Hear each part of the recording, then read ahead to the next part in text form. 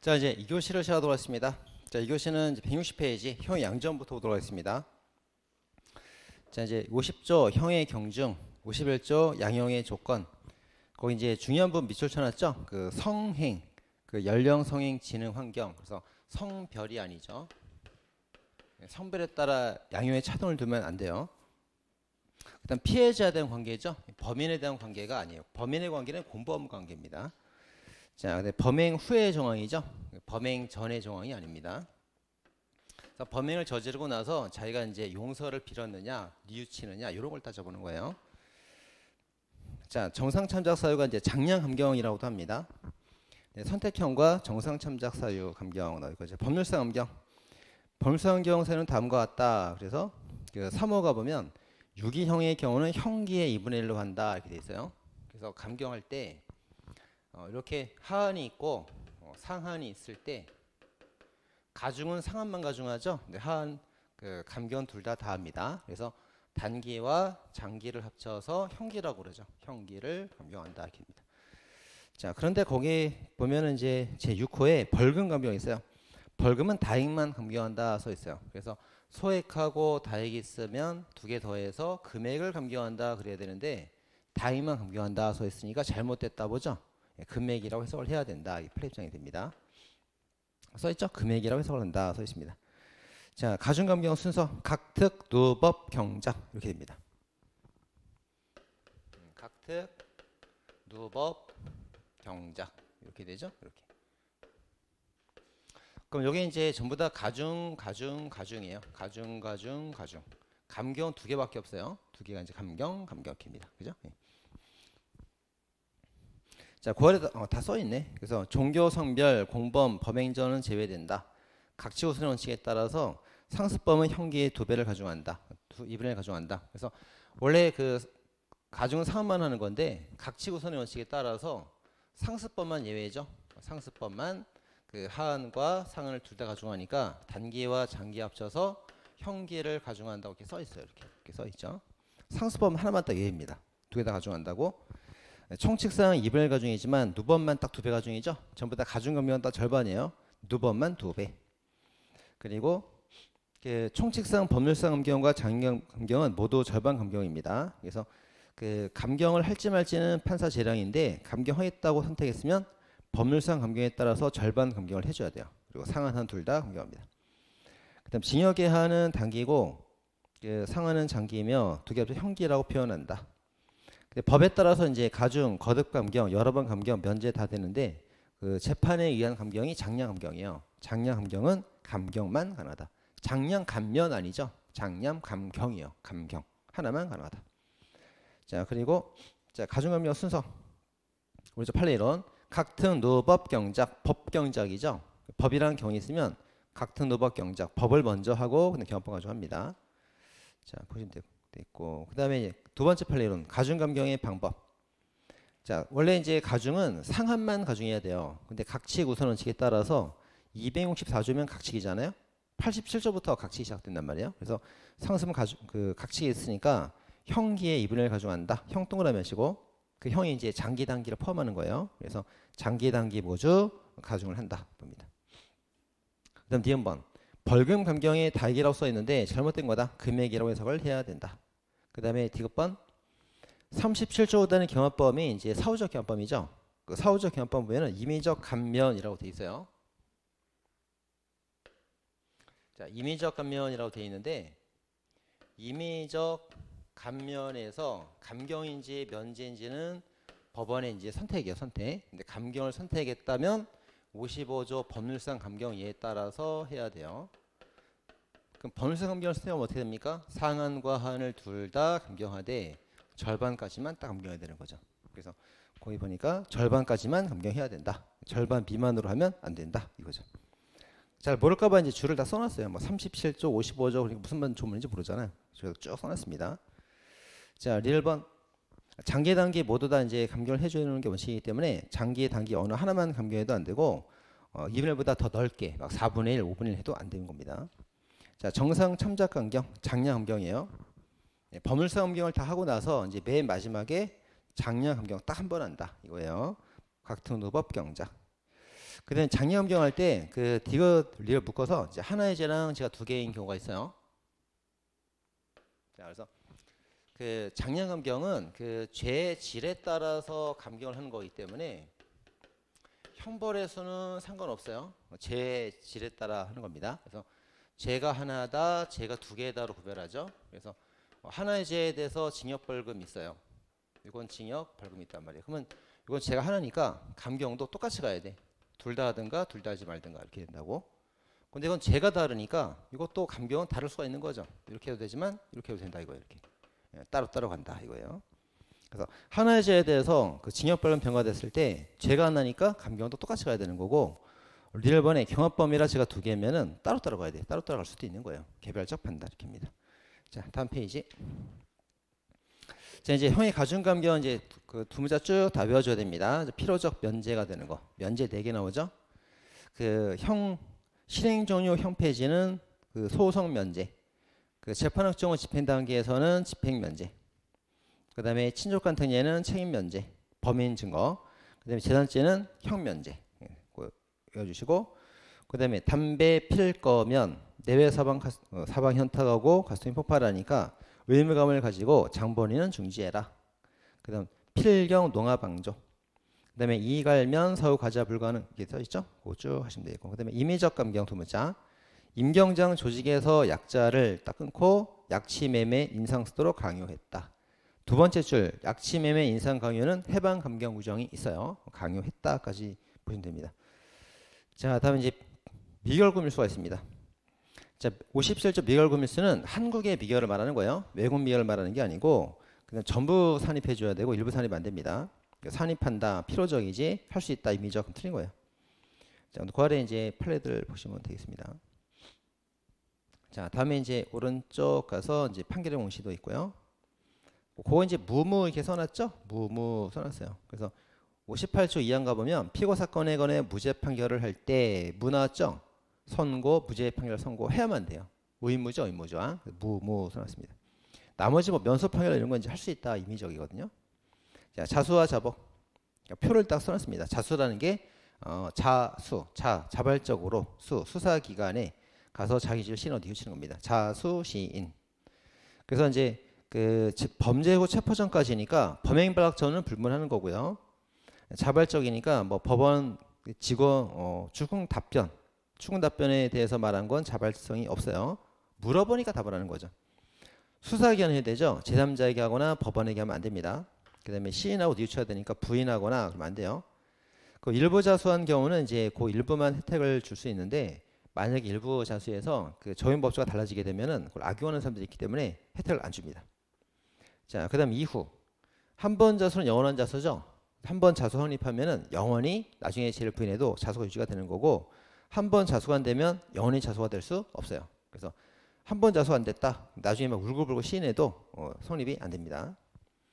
자, 자수 시기와 주체 거기 뭐 쭉 보시면 돼요. 2번. 자, 법인의 자수는 법인 대표가 자수를 해줘야 혜택을 줍니다. 뭐 직원이 와갖고 대신 자수할 수 없어요. 삼성이 자수할 때는 그 대표이사 이종이 와서 자수해야 되는 거예요. 자, 그 다음에 4번. 제3자나 친지에게 말하는 건 자수가 될 수 없죠. 하지만 3번. 자수의 신고 방법은 제3자를 통해도 된다 봅니다. 그러니까 자수는 자기가 하는 거예요. 범인이 자수는 자기가 하는 건데 내가 자수할 거라고 엄마한테 알려주라는 거지. 신고만 엄마한테 받겠다 이거예요. 신고만. 이건 괜찮다 이거예요. 자, 다음 페이지. 자발성이 있어야 되죠. 뭐 질문 추궁 안 되고요. 그 다음 수사기관을 해야 되는 거죠. 재판관에다가 하면 안 됩니다. 그 다음 자수할 때 선입을 했으면은 그 나중에 범행 부인해도 한 번 자수는 영원한 자수 이렇게 되는 거고요. 자, 자수 시인을 해줘야 됩니다. 그리고 쭉 놔주고 일부 자수도 혜택이 있어요. 근데 2번 가보면 저인법조가 달라지게 되면 이제 혜택을 주지 않는다 써 있고요. 그다음 자수가 이제 임의적 감면인데 그 감면이죠, 감면. 근데 실무에서 그 면제를 해주는 경우는 거의 없어요. 그래서 이제 감경 여부를 판단하기 때문에 자수 감경이라는 표현을 쓰기도 한다고 그랬죠. 자수 감경 표현도 맞는 지문이에요. 자, 다음 형사열차와 전과. 이건 쭉 보시면 되겠죠. 뭐 그 훈방 조치는 이제 불송치, 불기소, 면소, 선고에 의한 경과까지는 전과가 없고요. 그 다음에 이제 집행유예 같은 경우는 그 형 선고를 받았기 때문에 전과가 생성됐어요. 전과 유죄라서 전과 생기는 게 아니고 형벌 선고했을 때 전과 생기죠. 형 선고했으니까 전과 있단 말이에요. 그래서 집행유예 기간 동안은 전과 있는 건데 그 기간 경과되면 이제 전과 말소지죠. 없어집니다. 자, 그렇게 이제 전과 있다 말소가 되는 제도가 이제 집행유예 기간 경과 일반 사면 두 개가 있어요. 물론 형실효법도 있긴 한데 이건 당연한 거예요. 그래서 뭐 외울 필요 따로 없죠. 형벌이 실효되면 전과 없어지지. 당연한 거라서 이제 외울 필요는 없고 집행유예 기간 경과하고 일반 사면 두 개 외우면 됩니다. 그다음 가석방 기간 경과는 이제 전과에서 살아 있고요. 전과 있다 없다 잘 보면 되겠습니다. 자, 누범입니다. 자, 판례로 먼저 보면 이제 상습범과 누범을 비교해 놓고 있죠. 자, 비교해서 이 상습이라는 거는 그 행위자 사람의 속성이죠. 누범이라는 거는 이제 행위 속성입니다. 전과자가 죄를 또 지는 거예요. 그래서 이건 사람의 속성이니까 같은 종류의 죄를 계속 범할 때 습성 인정되는 거예요. 같은 종류, 동종의 범죄. 그건 행위 속성이니까 살인하고 강간을 해도 전과 있으면 두 번 가중되는 거예요. 동종성이 필요 없죠. 네, 그렇게 됩니다. 자, 그래서 이제 그 파란 글씨 상습범은 행위자에게 가중처벌하는 거고 누범은 행위에 대한 가중처벌이에요. 그 누범은 상관성이 필요 없습니다. 뭐 살인, 방화, 뭐 강도와 살인 이렇게 상관성이 없어도 전과자가 죄를 또 지면 누범 가중 되죠. 자, 그다음에 이제 거기 누범 요건 다 적어놨어요. 그 표로 다 정리해놨죠. 그래서 그 전범에 관해서 뭐가 필요? 금고 이상 선고형. 후범도 금고 이상 선고형. 고가 4번 나오죠? 고 4번 나옵니다. 자, 그 다음에 이제 여기 전과가 살아있어야 돼요. 쭉 전과 살아있다가 두 번째 죄를 져야 재범이라서 두 번이 되는 건데 이게 이제 선고 효력이 없어질 때가 있죠. 선고 효력이 있다가 없어질 때가 있어요. 그게 뭐가 있습니까? 집행유예 기한 경과 일반 사면이 있어요. 전과 없어집니다. 그럼 두 번 가중할 수가 없죠. 그 다음에 이제 요게 그 누범시효가 요게 집행이 종료가 되고 나서 집행 종료가 되고 나서부터 3년간이란 말이에요. 3년간. 따라서 이제 집행 중에 있을 때 범한 지 두 번 가중이 안 됩니다. 그래서 집에서 일하는 중에 한 것은 두 번 가중이 안 된다 봅니다. 요 3년 동안 죄를 범해야 되는 건데 요 3년 중에 범죄가 시작되기만 하면 되는 거죠. 기수는 여기서 끝나건 상관없어요. 착수시만 3년 내에 있으면 됩니다. 자, 그다음 누범이 되면 이제 장기 도배 가중이죠. 단기는 가중하지 않고 벌금 같은 거는 이제 누범이 될 수가 없어요. 그죠? 금고 이상이라고 그랬으니까 만약 후범에 관해 벌금을 받았다 그럼 누범 자체가 될 수가 아예 없어요. 그러니까 다액소의 가중 그런 건 있을 수가 없습니다. 자, 그러시면 되죠. 자, 누범 전과 판례 이론. 누범 전과 양형사유에 불과하다 뭐 좀 나와 있고 니은번 특별 사면이나 복권 받으면 전과 살아 있거든요. 두 번 가중 됩니다. 근데 디귿번 일반 사면 받거나 집행유예 경과되면 전과 없어지니까 두 번 가중할 수가 없다. 2번 형이 실효되면 이제 형이 없어지는 거니까 선고효력 당연히 없어져요. 두 번 가중할 수가 없다.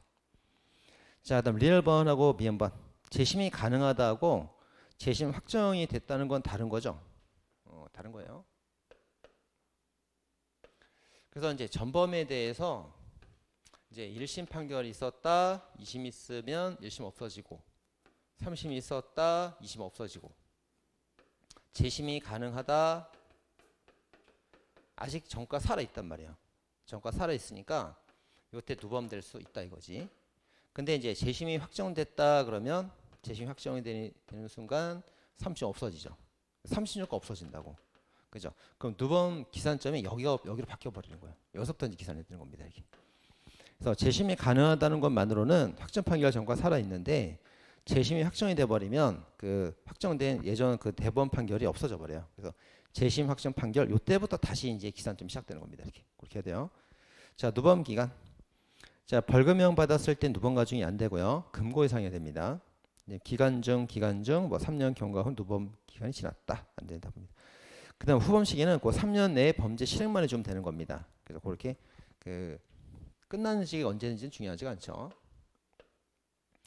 그러니까 형 집행이 종료가 되고 3년의 기간이 이렇게 있는데 이 사람이 범죄를 여기서 이렇게 저질렀다. 포괄일죄다. 그럼 전체가 다 누범되는 거예요. 전체 누범.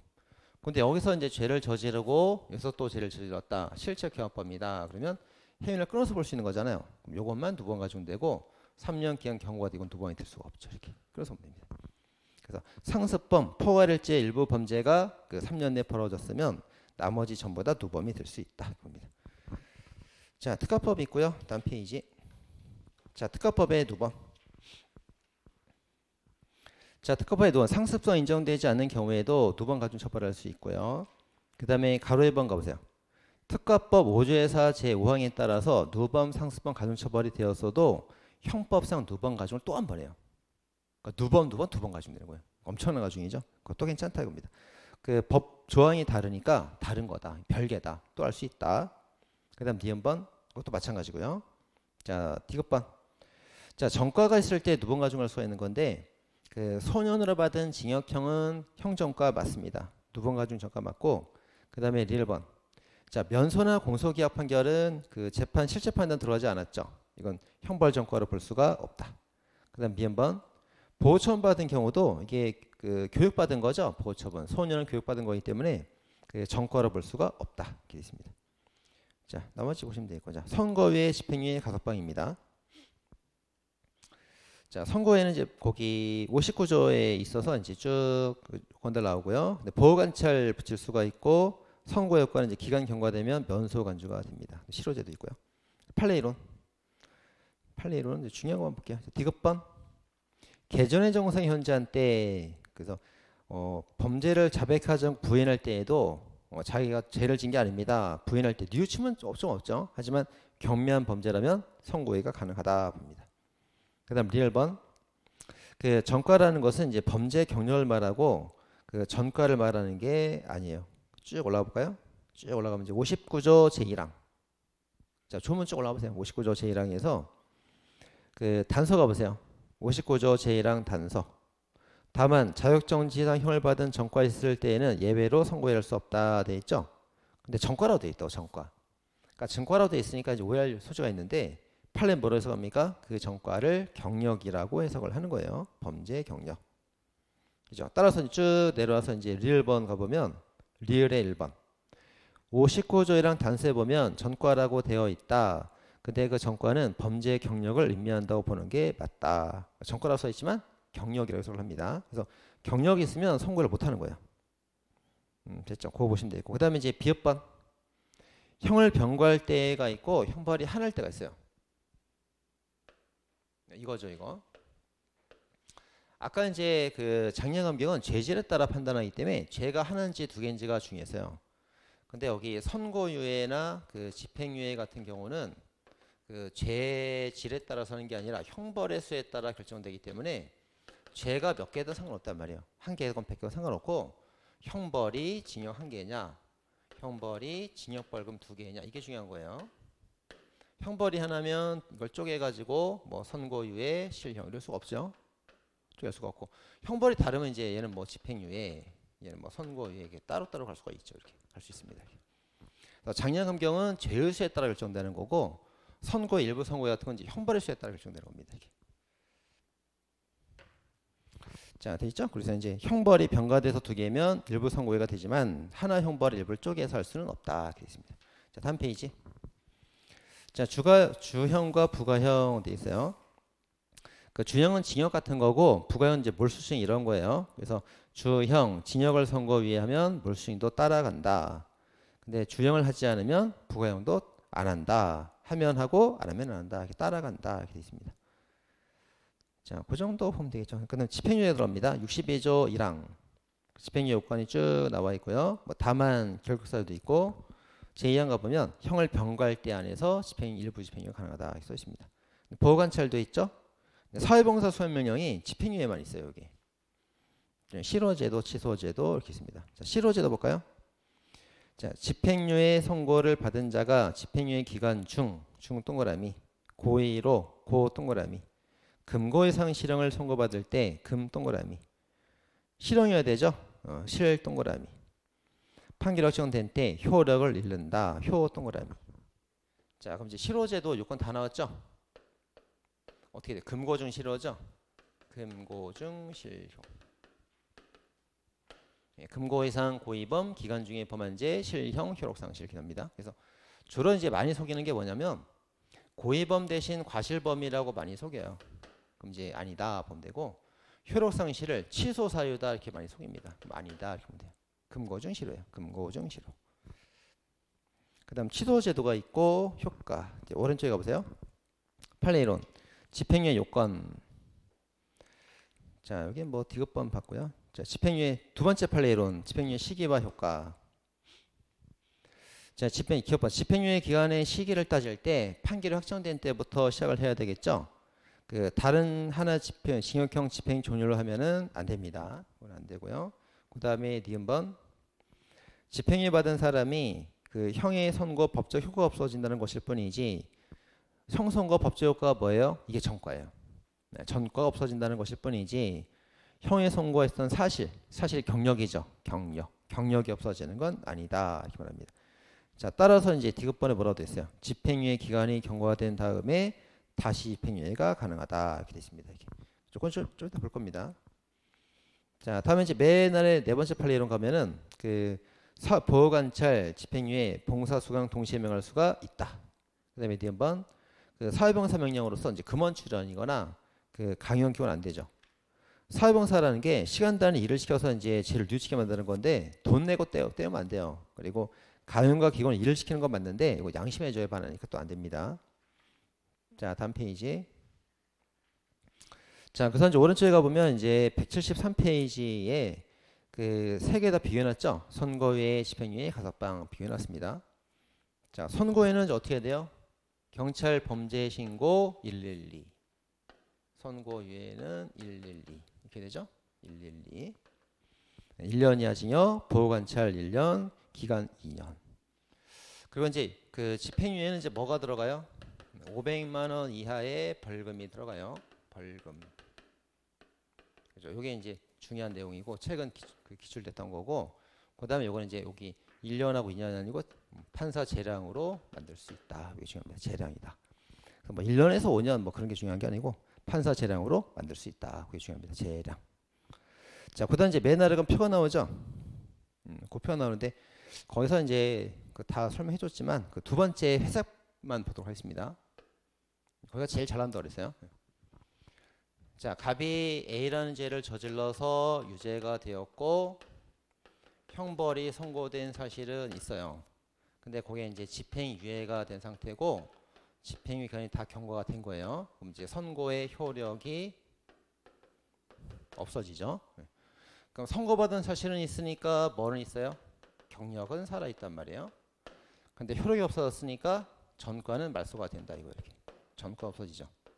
자 따라서 이제 갑이 여기 또 다른 비난죄를 저질렀을 때 경력은 살아있으니까 선고유예는 못하는 거고 결격사유잖아요. 결격사유. 아까 봤던 거. 전권 없어졌으니까 집행유예는 가능하다. 이렇게 봅니다. 이렇게. 그래서 이제 정리하면 어떻게 돼요?